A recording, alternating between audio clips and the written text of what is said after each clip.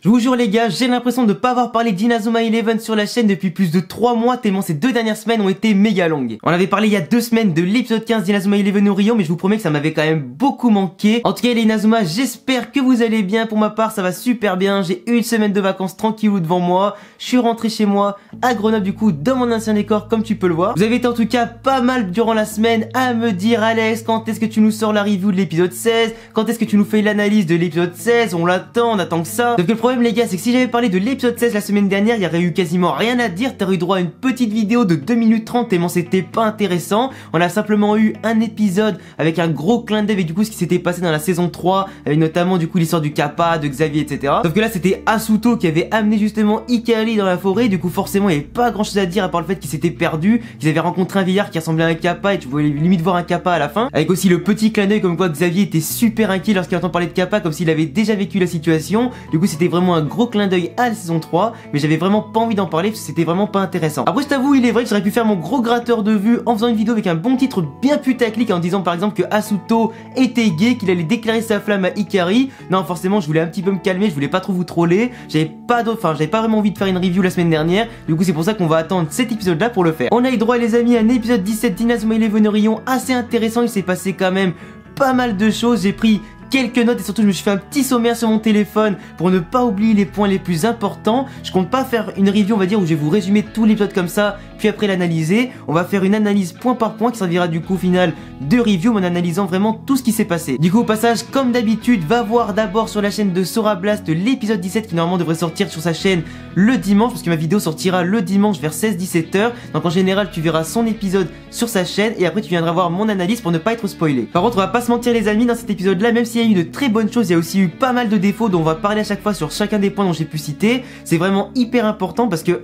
cet épisode là, même si je l'ai quand même beaucoup attendu par rapport au match entre Inazuma Japon et la Chine, enfin, on va dire que ma hype durant l'épisode a été quand même un petit peu éteinte. Il y a eu quand même pas mal d'éléments qui m'ont empêché d'apprécier l'épisode à sa juste valeur et je pense que quand même ils auraient pu faire beaucoup mieux, même si on est d'accord qu'il y aura encore un voire 2 épisodes à voir sur ce match là. Pour commencer les amis sur le premier point de cet épisode là, l'épisode 17 d'Inazuma Eleven Orion qui était vraiment hyper intéressant, qui a mis un point final entre guillemets au préliminaire des phases de qualification pour les FFI justement dans la phase asiatique. Il y a eu le match qui a commencé entre Inazuma Japon et l'équipe de la Chine, un match qu'on a tous attendu de pied ferme face au meilleur adversaire possible actuellement pour Inazuma Japon, contre un adversaire qui est vraiment redoutable et qui compte dans ses rangs l'ancien Mutekigahara alias Lee. Déjà pour commencer sur le premier point de la vidéo, on va parler notamment de Gujin qui a été très intéressant à partir des premières minutes de l'épisode quand on a vu que tout le monde descendait du bus, tout le monde est prêt à jouer, tout le monde est prêt en tout cas à se préparer pour ce match là, tout le monde est chaud à jouer leur billet des qualifications pour le FFI. On a vu un Gujin qui dès le début était vraiment hyper excité à jouer. Au début forcément il va pas jouer, il va être encore remplaçant. Il est en tout cas prêt à montrer ce qu'il vaut. Il sent que sa chance va arriver dans ce match là. Tu vois du coup faire un petit peu des cris comme ça, des gestes comme d'habitude bien expressifs. Il commence à tirer dans le vide et là il ressent des sortes de frissons dans tout le corps comme s'il avait vraiment mal. Tout le monde pense en tout cas qu'il s'agit simplement du fait qu'il est vraiment excité à l'idée de peut-être jouer. En réalité il a une sorte de petite blessure au niveau musculaire. Alors c'est pas vraiment une blessure mais plus peut-être une fatigue musculaire parce qu'il dit lui-même que ses muscles sont pas encore assez reposés, pourtant il a pas joué avant, mais on sait très bien que Nosaka a prévu un programme d'entraînement spécifique pour lui, donc il se peut qu'il a eu un entraînement assez chargé, assez intensif, qui permettrait peut-être à Gujin justement d'exprimer encore plus ce potentiel, d'être encore plus puissant qu'avant et de peut-être pourquoi pas rentrer pour faire la différence contre la Chine. D'ailleurs au passage, petite théorie de ma part, il se peut justement que Gujin va rentrer dans le match en marquant bien évidemment avec sa Fire Lemonade qu'on attend tous, mais il se peut aussi justement qu'il ait peut-être fait évoluer cette technique à un level supérieur encore plus puissant ou tout simplement qu'il a développé encore une nouvelle technique qui serait peut-être moins exigeante à utiliser que Fire Lemonade. Mais en tout cas je parie largement que Gujin va marquer au moins 1 voire peut-être 2 buts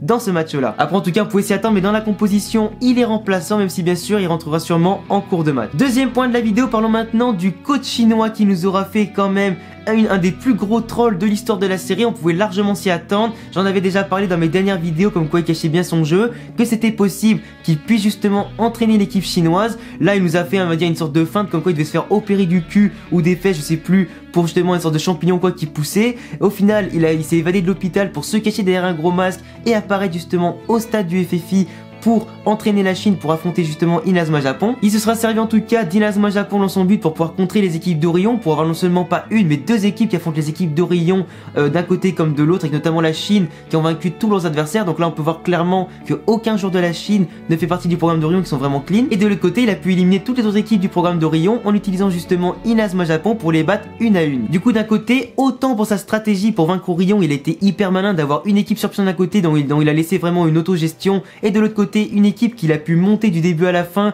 où il n'y avait aucun membre d'Orion, où il a pu justement les entraîner, les rendre plus forts, monter en haut du tableau sans problème en ayant justement corrompu une nouvelle fois un mec d'Orion pour le faire repasser du côté du bien. Il aura absolument tout réussi dans son plan, il avait plus qu'à repasser de son équipe, enfin du bon côté de son équipe pour pouvoir justement remporter la victoire et dans tous les cas apparaître au FFI. En tout cas il est clair que maintenant, sachant que le coach chinois au niveau tactique, au niveau technique etc, c'est vraiment une très bonne personne, c'est vraiment un très bon coach, il aura beaucoup aidé Inazuma Japon à progresser, il les aura bien fait grandir, mais maintenant il représente le plus grand obstacle. Mais en tout cas on comprend maintenant pourquoi dans Inazuma Japon il y avait deux coachs et non un seul. On sait pourquoi maintenant Percy Travis était le coach adjoint, il a maintenant pris les rênes de l'équipe, il va pouvoir montrer en tout cas tout son côté tactique, tout son côté technique, en tout cas apporter toute son expérience à cette équipe là. Au lieu de servir de plot habituellement, il va enfin se mettre en évidence pour concorder un petit peu avec le fait qu'il avait un grand rôle dans le premier FFI dans les premières saisons. Du coup finalement, même si c'est une timeline différente, on voit quand même que les éléments se recoupent, que les événements en tout cas se rejoignent, qu'en tout cas il y a une sorte de concordance dans les événements et c'est vraiment assez appréciable. D'ailleurs il n'aura pas tardé à faire une tactique vraiment totalement folle en mettant du coup les trois gardiens sur le terrain. Alors pas immédiatement dès le début du match, il a quand même attendu que l'équipe chinoise marque deux fois contre Mark Evans, qui n'a rien pu faire avec sa technique Fujin Rajingos dont on parlera un petit peu plus tard et qui possède quand même un énorme point faible. Il a réagi en sortant, alors moi franchement je trouve que c'est quand même assez audacieux, il a sorti Sean Frost d'un côté qui est quand même le pilier de sa défense, sachant qu'il y avait Sakanoue sur le banc. Il a aussi sorti du coup Iwato, du coup il était totalement, on va dire, faible en défense. L'équipe d'Inazuma Japon s'est retrouvée totalement démunie en défense avec simplement Nathan comme vrai défenseur de métier. Il a fait rentrer justement, comment il s'appelle, Saginuma du coup alias Dvalin, et évidemment Nishikage en défense pour aider Mark. Alors les deux en défense centrale et notamment aussi balle au pied, ils ont pas de technique, ils ont pas de maîtrise du ballon et tout ça. C'est simplement à la base des gardiens dans cette timeline ici. Forcément comme sur un terrain tu peux pas utiliser trois gardiens, bah à partir de là t'es un petit peu dans la merde. Ces deux là ont simplement pu servir de soutien à Mark Evans en utilisant par exemple leur technique, puis en transférant la puissance de leur technique dans Mark Evans pour qu'il puisse faire évoluer Fujin Rajingos en ayant justement une technique avec limite 5 esprits réunis en un seul pour créer justement sa toute nouvelle technique, sa technique ultime. Parce qu'il est clair qu'à la base on pouvait se poser la question, comment est-ce que l'équipe de la Chine va réussir à vaincre la technique Fujin Rajingos qui actuellement était invincible, qui était vraiment hyper puissante, qui bouchait autant les angles qu'en face que sur les côtés. J'avais essayé de réfléchir un petit peu à ça du coup après ma revue de l'épisode 15 où j'ai essayé quand même d'imaginer certaines choses. J'avais pas du tout pensé au fait que lorsque Mark va utiliser ces techniques là, il va laisser un espace entre justement lui-même et la cage, comme s'il y avait du coup un petit espace entre on va dire le haut de la cage et vraiment l'arrière de sa technique. J'avais pas pensé au fait qu'il y avait ça, que sa technique ne bouchait pas du tout les angles morts de la cage finalement. Mais du coup en tout cas l'équipe chinoise a réussi à pourfendre Mark Evans par deux fois. Ils ont réussi en tout cas à marquer deux fois à Inazuma Japon assez facilement. Ils avaient justement étudié tous les plans tactiques, tous les points forts et les points faibles d'Inazuma Japon. Mark Evans lui par contre était conscient de ce point faible, il le savait, mais il n'avait aucun moyen entre guillemets de le contrer, vu qu'en plus de ça les adversaires n'avaient jamais utilisé de technique comme ça auparavant. En tout cas il a su, grâce à l'appui justement de Dvalin d'un côté, donc Saginuma, et aussi de Nishikage, à faire évoluer cette technique en une énorme technique qui utilise entre guillemets 5 esprits réunis en un seul pour couvrir vraiment toute la cage et être vraiment surpuissant. Donc là on peut penser que tant que les trois gardiens seront sur le terrain, Inazuma Japon ne prendra plus aucun but. Par contre il est vrai qu'actuellement en défense ils sont vraiment démunis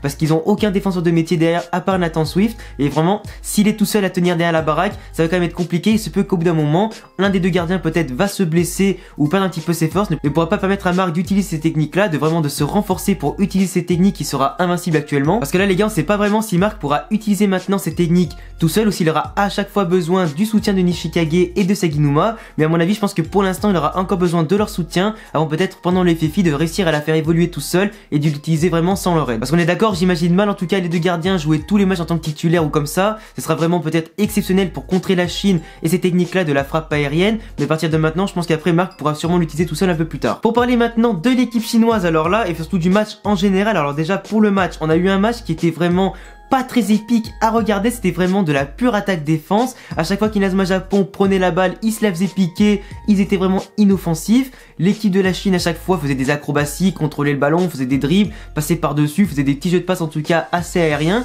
Du coup ça rendait Inazuma Japon et leur défense totalement inoffensive et même en défense. Ils se font totalement balader, l'équipe chinoise prend totalement le match à son compte. Par contre on a vu une animation hyper limitée dans les tacles, dans les passes et tout ça, sauf dans les acrobaties de l'équipe chinoise. Et finalement le match était simplement animé pour utiliser la technique de Sakinuma, de Nishikage ou de Mark Evans, et aussi à chaque fois bien évidemment pour utiliser la technique aérienne et du coup leur tactique de l'équipe chinoise pour faire à chaque fois la même technique qu'ils ont dû utiliser facilement 7 à 8 fois dans le match. Du coup au final c'était vraiment un épisode au niveau de l'animation qui était vraiment hyper répétitif. Moi je m'attendais vraiment à ce qu'il y ait une véritable bataille au milieu de terrain, en défense, en attaque, que chaque équipe se rende coup pour coup, sauf que pour l'instant c'est totalement l'équipe chinoise qui domine, avec du coup son attaquant Lee qui est vraiment hyper puissant, qui a mis déjà un doublé dans ce match là, en attendant peut-être d'en marquer un troisième voire un quatrième. Le score est actuellement de 2-0. En plus de ça, lorsque Inazuma Japon a pu justement stopper leur technique avec du coup l'attaque ultime de Mark et des trois gardiens, ben après malheureusement même la contre-attaque elle était facilement inoffensive, parce que du coup même la technique combinée de Aizaki et justement de Hiroto n'a pas pu fonctionner contre la technique du gardien adverse. Le score est toujours de 2-0 et à mon avis ça va être très compliqué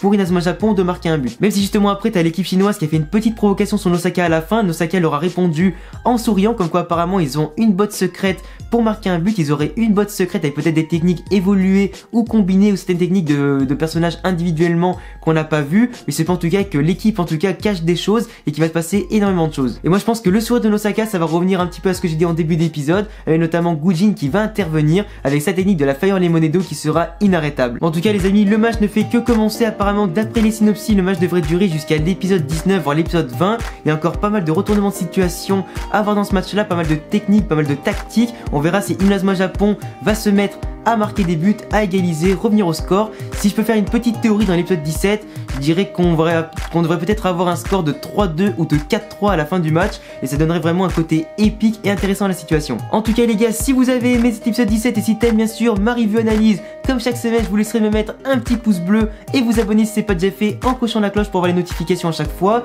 Je vous laisserai également me dire en commentaire votre avis sur l'épisode 17, sur vos théories, pourquoi pas aussi votre avis sur l'épisode 16 si vous l'avez vu. Vous avez également tous les liens de mes réseaux sociaux en description les amis, et à bientôt, et ce soit la semaine prochaine pour la review de l'épisode 18 que je l'espère vraiment hyper épique. Ciao les gars.